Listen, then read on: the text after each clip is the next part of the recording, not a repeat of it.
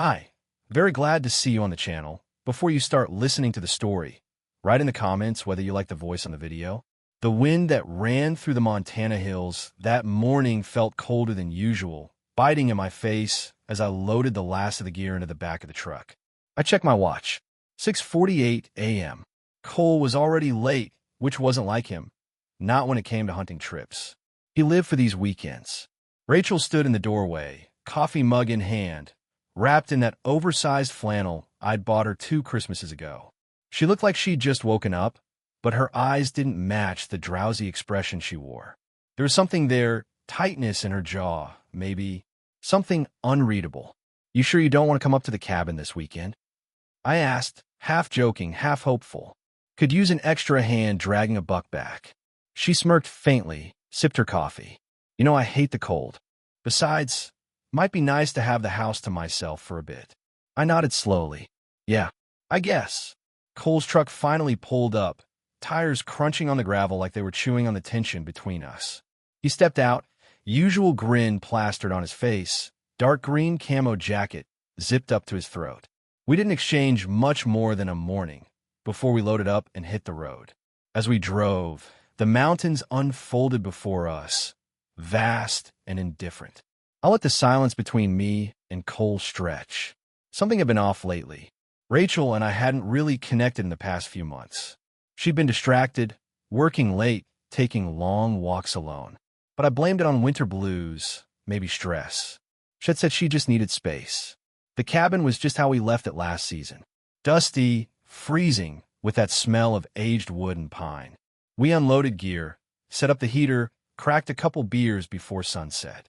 But Cole, he seemed jittery, twitchy, laughing at things that weren't that funny, texting when he thought I wasn't watching. I chalked it up to work stuff. Maybe a fight with Stephanie. That woman had eyes like a hawk and nerves of wire. He told me once he couldn't lie to her if he tried. Saturday passed uneventfully. We tracked a herd deep into the woods and came up short. Nothing but prints and steam. On the way back, I told Cole I might add some new trail cams near the perimeter. He didn't answer at first, then muttered something about good idea. Sunday, I cut the trip a bit short. Said I had a meeting on Monday and needed prep time. Cole didn't protest. If anything, he seemed relieved. When I got home, Rachel was still in bed. Sheets barely disturbed, like she hadn't moved much all weekend. "You sleep all right?" I asked. She blinked at me, as if startled I was back so soon. "Yeah," she said. "Just relaxed. Did some reading. Took a hot bath." I believed her, or tried to, but something felt wrong. Maybe it was the missing bottle of wine I knew had been full when I left, or how her perfume still hung in the air, even though she said she didn't go anywhere. The next evening, after she went to bed, I went to my computer. I pulled up the trail cam logs. I hadn't checked them in weeks, but something told me to look. Most were uneventful. Deer, squirrels, a storm passing through. Then 2 weeks ago, on a weekend I'd been at a work retreat in Missoula. I saw it. A black SUV. My stomach twisted. I clicked through the frames. The vehicle stopped just outside the cabin. Moments later, another car appeared. All sedan. I zoomed in. Rachel's car. And the SUV? It wasn't Stephanie's, but I couldn't make out the plates. My heart thudded. I sat there, hand on the mouse, replaying the footage like I might catch a glimpse, something to confirm or deny what I was thinking.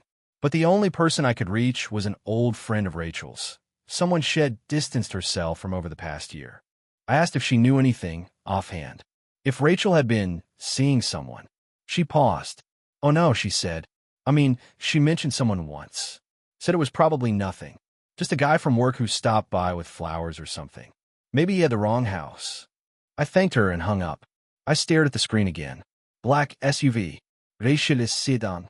Both parked by the cabin, 10 minutes apart. A place that only I and one other person really used anymore. I clenched my jaw. The screen flickered. I rewound the footage again, and I realized something. The SUV wasn't some stranger's car. I'd seen that make and model before. Too many times. But I wouldn't, jump to conclusions yet. Not without more. Still, I slept in the guest room that night. The next morning, I woke before dawn, unsettled and not entirely sure why. Rachel lay motionless beside me in the bed, breathing slow and even like someone with nothing to hide. But that image was brittle. I couldn't shake the feeling crawling up the back of my neck, the echo of those trail cam images haunting my mind. Her car, the black SUV, the cabin that once felt like sacred ground between me and Cole. I went about the morning as usual, fed the dogs, brewed the coffee, left Rachel's favorite mug out. She wandered into the kitchen half an hour later, hair tousled, still wearing one of my old shirts. She kissed my cheek, too casually, then took her seat across from me at the table. "Sleep okay?" I asked without looking up from my phone. "Like a log," she replied, stretching with a yawn. "Think I needed the weekend more than I thought. Just me, a book, and no one to talk to. No one at all." She paused just a beat, then smiled. "Nope. Total silence." It was heaven. I nodded barely. My hand curled around the phone tighter. I wanted to confront her right there, lay the photos on the table, and ask why her car was at the cabin 2 weeks ago. But I didn't. Not yet. Something in me wanted to be absolutely sure, to catch her not just off guard, but cornered, with nowhere left to twist the truth. Instead, I spent the day like a man floating through his own life. I went to the hardware store for new batteries for the trail cams, dropped off some paperwork at the town office, even helped old Mr. Killian fix a busted fence near his property line. But all day, one thought stayed fixed in my mind. I needed more proof. That evening, while Rachel was in the shower, I decided to dig a little deeper. We'd always kept birthday gifts and Christmas surprises in a little crawl space above the garage. Neither of us went up there much unless it was wrapping season. I hadn't been up there in months, but something compelled me to climb the ladder and check. The dust clung to my fingers as I pulled the thin plastic bin toward me, half expecting to find leftover ribbons or forgotten greeting cards. But instead, I found something carefully wrapped in soft white tissue paper. My chest tightened. Unfolding it slowly, I uncovered a small box made of rich leather, the kind high-end wallets come in. Inside it, a brushed steel money clip engraved with the initials C.T. Cole's full name danced across my thoughts, but I shoved it away. Could be anyone, right? Next to it was a pair of concert tickets. A show in Missoula next weekend. Front row. A jazz trio Rachel always claimed was too sleepy for her taste. My hands trembled slightly as I turned the tickets over. Both were still there. She hadn't given them yet. She hadn't mentioned going to Missoula. My breath caught. The money clip, the tickets, they weren't just random items. They were deliberate, intimate, personal. I sat in the garage, in the silence, staring at the box. My jaw tightened until I felt the pressure in my skull. It wasn't about the gift. It was about the secrecy, the care, the thought that went into something that wasn't meant for me, that had never been meant for me. But I didn't storm upstairs. I didn't burst into the bathroom and confront her. I took a breath, closed the box, rewrapped it exactly the way I'd found it, and placed it back into the crawl space. I didn't even leave a trace of dust out of place. I had something better in mind. The next day, while she was at work, I took the box again. This time, I removed the money clip, replaced it with a cheap gas station one that was nearly identical. Only the engraving was different. LUF, letters that meant nothing. I carefully slit the sides of the concert tickets, not enough to make it obvious, but enough to render the barcode unreadable. It would only be discovered when scanned at the gate. By the time Rachel came home that night, dinner was on the table, and I played the same loyal, predictable husband she thought she knew. She kissed me and commented on how good the roast smelled. I smiled back, pretending I hadn't just sabotaged her secret gift to another man. She chatted about work, a new hire, her friend Marcy's engagement. I listened, nodding, sipping wine slowly, and every now and then, I watched her eyes flick to mine, gauging something. "You're quiet tonight," she said at one point. "Just tired, that's all." She reached across the table and squeezed my hand. "You've been working a lot lately. Maybe next weekend you should rest. I might go visit my cousin in Missoula. She's having a rough time." I nearly laughed. "Yeah," I said. "Maybe that's a good idea." After dinner, she disappeared upstairs while I sat in the living room and stared into the flames of the fireplace. My stomach burned, not with hurt, not anymore, with something darker, a strange calm, because now I had the first piece of the puzzle, and she had no idea I was already halfway through the maze. The rest of the week crawled by, and I kept playing my role like it was second nature. Breakfast together, idle chats about bills and the news, the occasional quick kiss at the door. Rachel hadn't brought up Missoula again, and I didn't push. I was waiting, watching, and on Friday evening, I finally got something. I came home a little earlier than usual. Her car was already in the driveway, but the house was unusually quiet. I stepped in, called out her name. No response. I took a few slow steps forward. Then I heard it. Muffled laughter, Rachel's voice, light and playful, coming from the back porch. I walked quietly to the sliding door and saw her out there on the swing bench. Phone pressed to her ear. Her face lit up in a way I hadn't seen in months. "No, stop," she giggled. "You're ridiculous."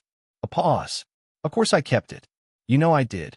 My heartbeat thudded in my ears. "Don't worry. It's still our little secret." My hand tensed on the doorframe. She was still speaking, her tone lower now, more serious. Her lips pursed in concentration. "Okay, just let me know when you're on the way. I'll have it ready." She hung up moments later, unaware that I was watching her as she stood up, stretched, and walked back inside. I stepped back just in time, pretending to be entering the house as if I'd just returned. "Hey," I said, tossing my keys onto the counter. "You're home early." She startled slightly, then smiled. "Yeah, figured I'd beat the rush hour." I nodded. "Anyone interesting on the phone?" She didn't hesitate. "Marcy. She's freaking out about the wedding again." "Marcy again. Always Marcy." I let the lie hang in the air like smoke. "Hope she figures it out." Later that night, after she fell asleep beside me, I got up and went down to the garage. I couldn't shake the idea that I was being played by someone in plain sight. But who? I thought of the SUV again, and suddenly a name came to mind. Nate. Nate wasn't someone I'd thought about in weeks. He was Rachel's co-worker, a bit younger than us, recently divorced. I remembered how she'd brought his name up once or twice, never suspiciously, but enough that it stuck. He'd been sweet, trying to adjust, needs people around him, things like that. When I ran into him once at a holiday work mixer, I remembered the way he'd looked at Rachel. Not with a leer, just interest. And Rachel had been friendly, maybe too friendly. A part of me hated myself for going this far, but I pulled up Nate's Facebook profile. His page was mostly bland, photos of his dog, a couple landscape shots, but then I saw it. A picture of a coffee cup on a porch. The caption read, "Best part of my week." And the bench in the background, it looked identical to ours. The angle, the trees, too familiar. I stared at the photo, trying to pick it apart. Maybe it was a coincidence. Maybe he had a bench, just like ours. But why would he post it without tagging anyone? No location, no explanation. Just that vague caption. The next day, I followed Nate. I told Rachel I had to run errands. She smiled, kissed me goodbye, and went back to folding laundry. I waited by the corner of Nate's street in my truck, engine idling low. Just after noon, he came out in a hoodie and jeans, carrying a gym bag. I followed him across town. He stopped at a gas station, then pulled into a small local cafe. I parked nearby and waited. Half an hour later, I watched Rachel walk through the cafe's entrance. My chest clenched. She sat across from him, smiling, laughing. They leaned in close, whispering things. At one point, he reached across and touched her hand. I had to look away. I didn't storm in. I waited, watched, timed their meeting. They talked for a full hour before she left first, and he stayed behind. When I got home, I paced the kitchen like a man circling a fuse. "Did Marcy figure her wedding stuff out?" I asked. Rachel glanced at me, surprised. "Yeah, she's calming down. Think she'll be okay." I tilted my head slightly. "That's good. You deserve a break from her drama." She didn't respond, just returned to her phone. That night, I couldn't hold it in any longer. "You seeing someone?" I asked bluntly as she climbed into bed. She blinked. "What? Of course not. Where's this coming from?" "I saw you today, at the cafe, with Nate." Her face went pale. She froze. "Matt," she said slowly, "he's going through a divorce. He's barely holding it together. He asked me to meet because he needed advice." That's all it was. And the hand touching, the long stares. She sat up, defensive. "You don't get to question every person I speak to." He was venting about custody. I was comforting him. That's all. "Hier." She met my gaze with fire in hers. "If you don't trust me, then say it." but don't accuse me based on scraps. I left the room. The next day, I saw Nate again. Alone. At the dog park. I approached him. Hey. He looked startled. Matt, hey man. Everything good. Just wondering what's going on with you and my wife. His eyes widened. Wait, what? At the cafe. Yesterday. He hesitated. Then laughed, a nervous sound. That was nothing. I'm sorry, man. I didn't mean anything by it. I've been a mess lately. Rachel's a good listener. That's all. I search his face for a lie. Nothing. Just nerves and a man trying to avoid drama. Back home, I watched Rachel carefully that night. She seemed irritated, distant, but not afraid. And that's when it hit me. Nate wasn't the guy. He was the decoy. She wanted me to see them, to suspect him, which meant the real man, the real lover, was someone I'd never questioned. Someone close enough to fly under the radar completely. The tension between Rachel and me didn't break after the confrontation about Nate. If anything, it calcified into something heavier, like sediment settling at the bottom of a lake. We didn't argue, not openly. She continued making breakfast like always, still kissed me goodbye when I left for work, still asked me about my day. But something had shifted behind her eyes, calculated calm, like someone who believed they'd just dodged a bullet. And maybe she had. Nate backed off. I hadn't seen him near the cafe again, and Rachel didn't mention him. But that only made the silence more deafening. I couldn't stop thinking about the cabin, the trail cam, her unexplained trip, the money clip. The coffee shop meeting felt like a performance, a diversion, and I had played my part like a fool. I couldn't sleep. I'd lay awake staring at the ceiling, remembering the early days when Rachel used to curl into my chest at night, when our conversations lasted for hours and not just out of habit. Now her back stayed to me. Even her breathing sounded rehearsed. There was a wall between us, and she wasn't trying to tear it down. I needed something concrete, something that would make the shadows take shape. That's when I remembered the old logging map. It was buried in a locked drawer in the shed out back, a relic from when Cole and I mapped out the trails, stands, and cabin clearings for our hunting routes years ago. Most people didn't know those paths anymore, but I did. And I figured if I went back to that area, if I walked those trails again, I might catch something she didn't know I could see. The next morning, I told Rachel I'd be gone for the day, helping a friend with some fence work 2 towns over. She nodded, didn't press, already halfway into a call with someone from work. I packed my gear and drove toward the old cabin, this time taking the longer route, the one we used before we built the dirt road. I parked nearly a mile out and hiked in under the cover of trees, careful not to make noise. The forest was quieter than usual. The snow was shallow but patchy, and every footstep crunched like it might give me away. I took my time, circling around the perimeter of the cabin, crouching low. There were new footprints, 2 sets, one slightly smaller than the other. They led around the side of the cabin toward the back door, not the front, the way Cole and I always came in. I waited, watched, listened, but the cabin was empty. Inside, everything looked mostly untouched. The table was dusted off, a blanket tossed on the couch, firewood stacked neatly beside the stove, and a strange detail, a bottle of Rachel's favorite lotion sitting on the windowsill in the bathroom. Not exactly something a hunter forgets. I stepped out and followed the tracks around the building, noting the tire marks behind the trees, cleverly concealed by park brush. She hadn't come alone, but she'd been careful. Too careful. When I got back to my truck, I pulled out my phone and scrolled through the TrailCam app. I'd installed a newer model last fall and hadn't bothered to set the alerts. But now I enabled them. I set motion zones, changed the sensitivity, updated the firmware. From now on, I'd know every time a squirrel sneezed near that cabin. The next few days were silent again. Rachel didn't mention Missoula, didn't bring up Nate. She smiled more than usual, though, cooked more dinners, even wore the earrings I bought her for our 5th anniversary. To anyone else, we probably looked like a couple reconnecting. But I knew better. And then it happened. Thursday afternoon, my phone buzzed while I was in the middle of a call with a client. I saw the alert. Motion detected at cabin cam 1. I ended the call and opened the live feed. 2 vehicles.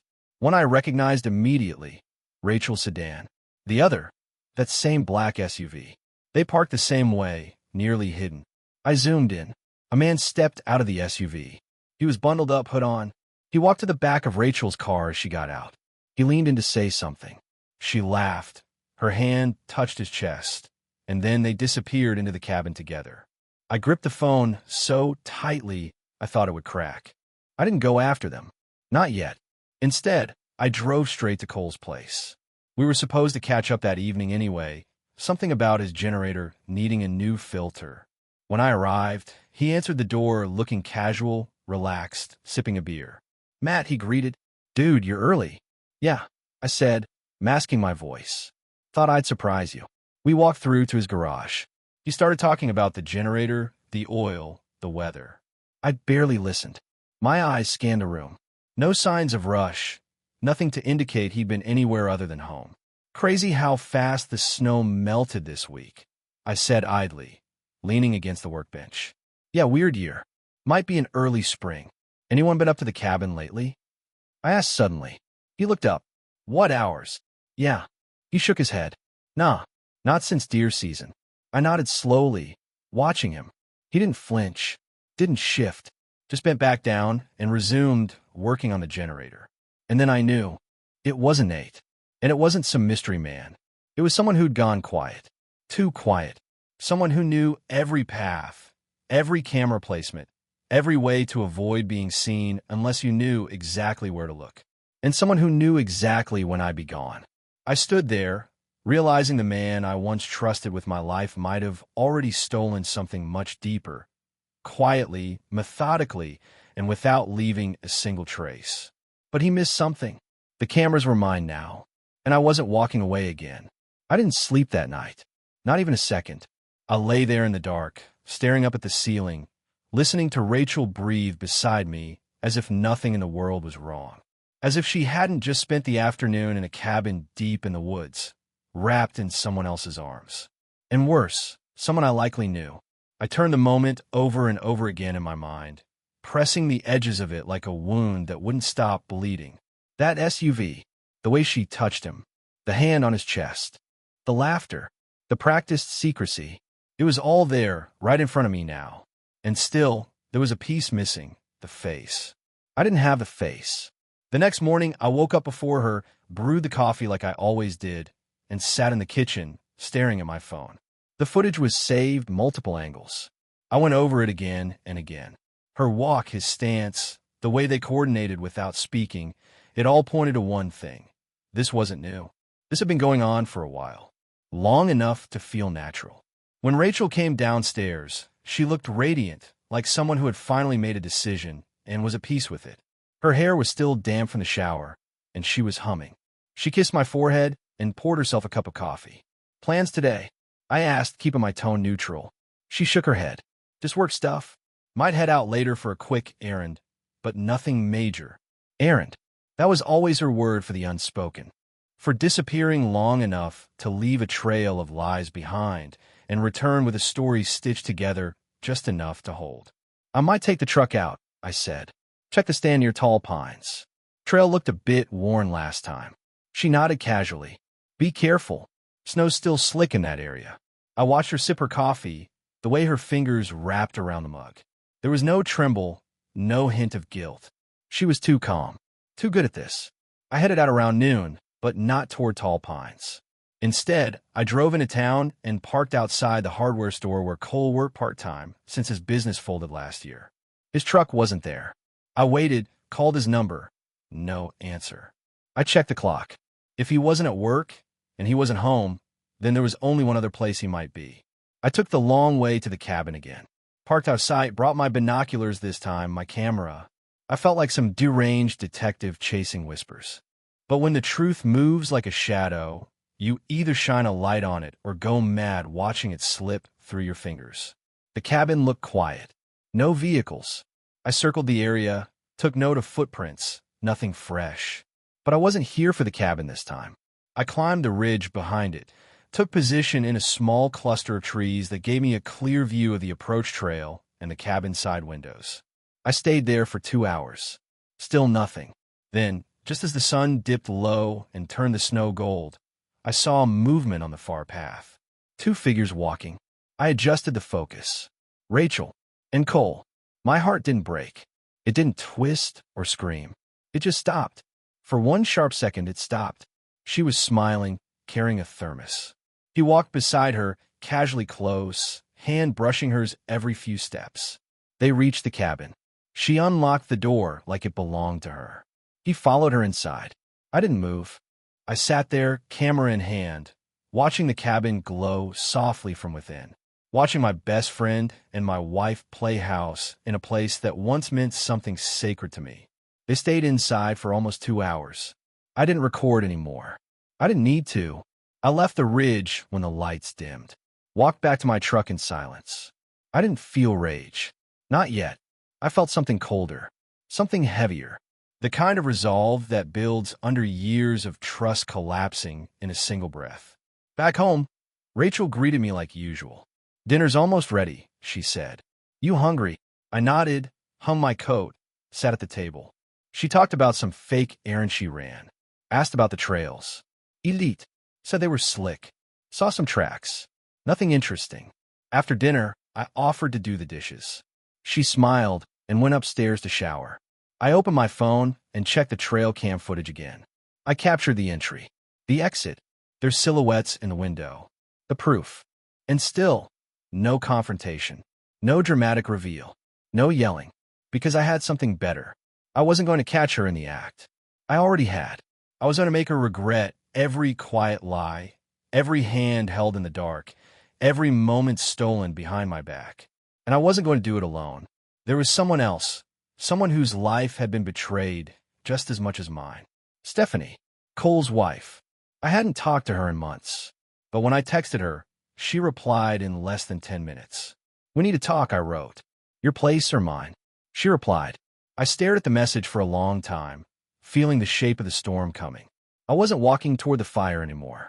I was going to be the one to set it. Stephanie looked different when she opened the door. Her hair was tied back loosely, face bare, and there was something in her eyes, tired but not broken.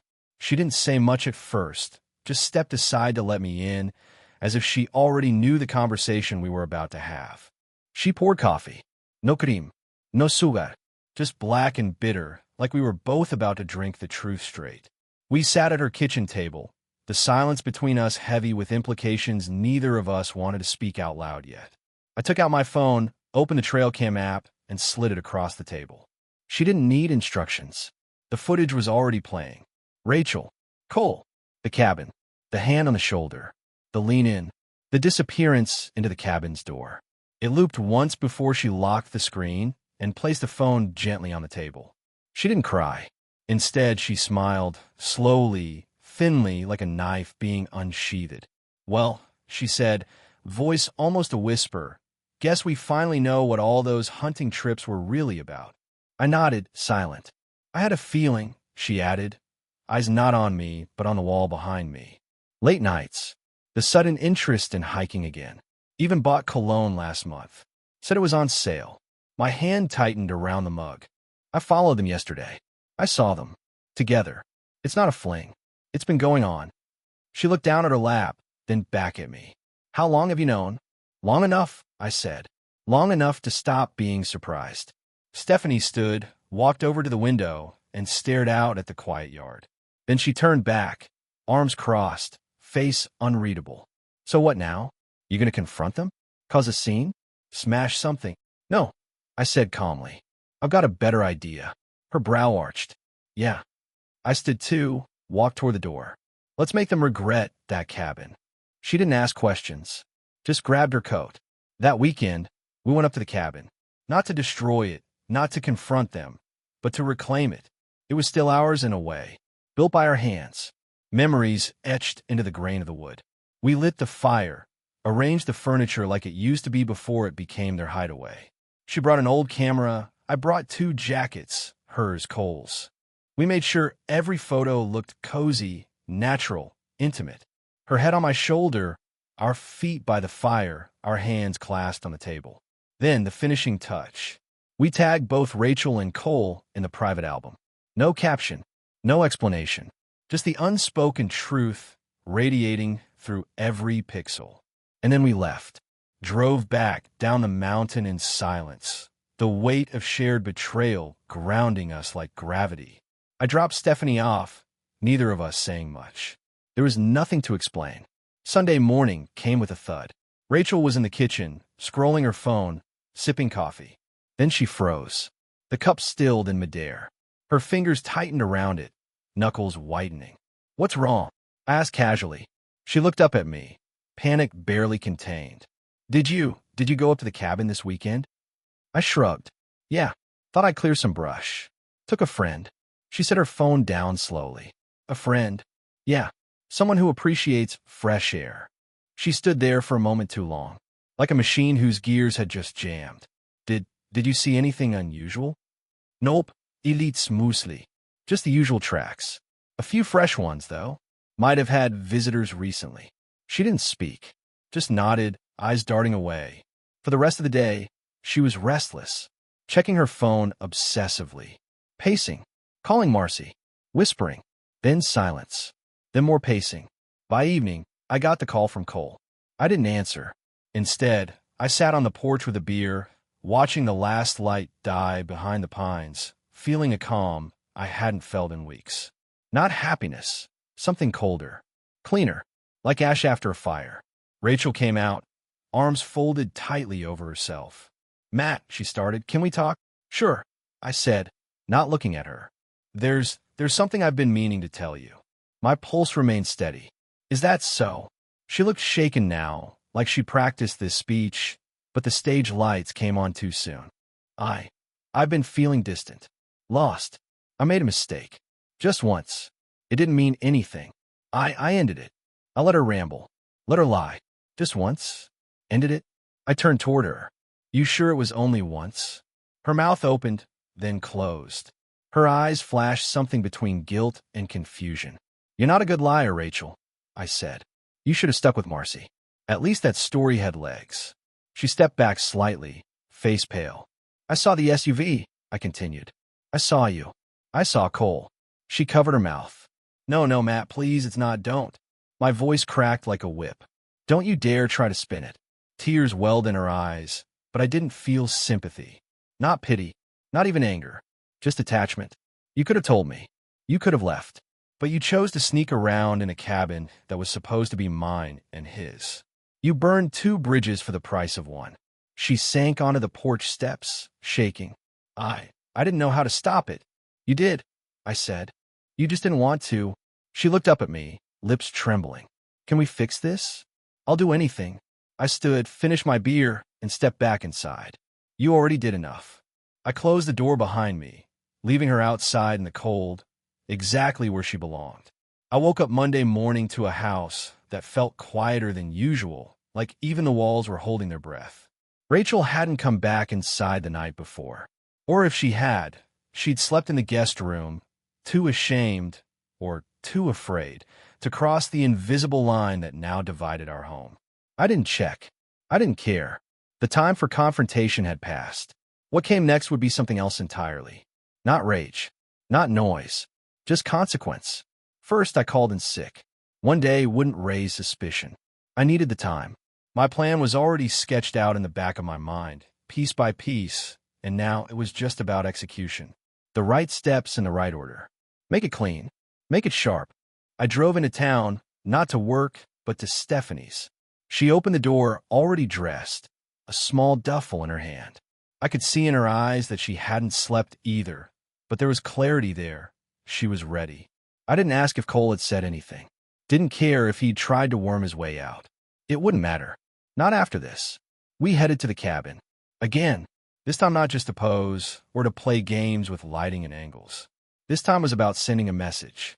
Stephanie had brought some of Cole's clothes, his flannel, his boots. I'd brought one of Rachel's scarves, her favorite wool sweater. We laid them out across the couch, tossed a few things around, made it look lived in. We took new photos. More suggestive. Closer. My hand on her back. Her head against my chest. We didn't cross any lines. Didn't need to. All I had to do was look real, look intimate. And it did. It looked like we were the ones with something worth protecting. Something secret. Something satisfying. Then came the final touch. Stephanie pulled out Cole's old hunting knife from her bag. She pressed the blade into the wood of the old beam above the fireplace and carved a date, this weekend's date. And then, beside it, she added their initials, S+M. Not subtle, not meant to be. I took the picture from across the room, making sure the carving was clear in the frame. Then we uploaded everything to the same private folder where the first set of pictures had gone. No password change, no caption, just an update, a new chapter. Let them find it. Back in town, we didn't talk, just shared a quiet nod and went our separate ways. Stephanie had her own storm to walk into, and I had mine. Rachel was waiting when I got back. She sat on the couch, back rigid, eyes bloodshot. "I know what you did," she said. I took off my jacket, tossed it on the chair. "You mean like how you knew exactly what you were doing every time you met Cole at that cabin?" I asked. "Or are we talking about the part where you kept lying to my face even after I gave you a chance to tell me the truth?" She stood, trembling. "You're trying to humiliate me. Why would you do that?" "You humiliated yourself," I said. "I'm just showing you what it feels like when someone plays with your dignity." "Do you even care about our marriage?" she hissed. I laughed, quiet and bitter. "You killed our marriage the first time you took your keys, your car, and your vows up to that cabin. I made a mistake." "No," I said sharply. "You made a series of choices, and now you're living with the results." She stepped closer, eyes watering. "And Stephanie? You just used her to get back at me." I met her gaze. "No, I respected her enough to tell her the truth. Something neither you nor Cole ever did." She flinched, lips parting like she wanted to scream or cry or both. But I walked past her into the kitchen, poured a glass of water, and drank it slow. I could feel her behind me, coiled and furious. "You've changed," she said finally. "This isn't who you are." "You're right," I replied, turning toward her. "You made sure of that." The next day, the fallout began. Rachel didn't speak to me, not even a whisper. She moved like a ghost in the house, eyes hollow, phone glued to her hand. I figured Cole had seen the photos by now, knew what they meant, knew the initials carved in that beam weren't his and Rachel's, knew exactly where the carving was because it used to be his spot, the one he and I built with our hands when we turned the cabin from a drafty shell into something worth spending time in. That night, Stephanie and I showed up at the neighborhood bonfire, hand in hand. We didn't say much, didn't need to. People saw. Rachel saw. She was across the yard, near the snacks table, talking to someone when she caught sight of us. Her mouth opened slightly, her wine glass tilted just enough to spill. Cole was nowhere in sight. We stayed for an hour, smiled, chatted, laughed once or twice, then left together, walking slowly, calmly, like we had all the time in the world. The whispers would spread. They always do. But I didn't care. It wasn't about image anymore. It was about ownership, reclaiming mine, and burning down theirs. Thank you for listening to the end. I hope you enjoyed it very much. Don't forget to give a like and tell us in the comments what you would do in such a situation.